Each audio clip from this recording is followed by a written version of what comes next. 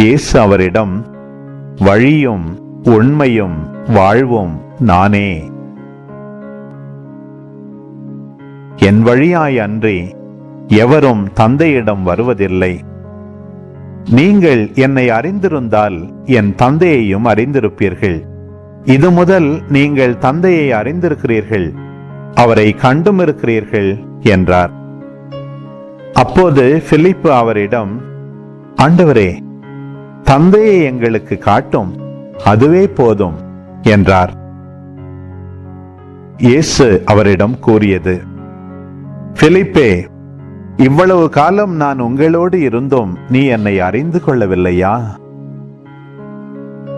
என்னை காண்பது தந்தையை காண்பது ஆகும். அப்படி இருக்க தந்தையை எங்களுக்கு காட்டும் என்று நீ எப்படி கேட்கலாம்? நான் தந்தையினுள்ளும் தந்தை என்னுள்ளும் இருப்பதை நீ நம்புவதில்லையா? நான் உங்களுக்கு கூறியவற்றை நானாக கூறவில்லை, என்னுள் இருந்து கொண்டு செயலாற்றுபவர் தந்தையே. நான் தந்தையுள் இருக்கிறேன், தந்தை என்னுள் இருக்கிறார். நான் சொல்வதை நம்புங்கள்.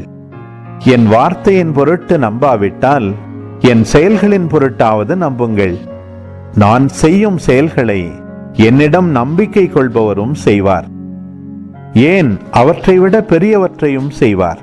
ஏனெனில் நான் தந்தையிடம் போகிறேன் என உறுதியாக உங்களுக்கு சொல்கிறேன்.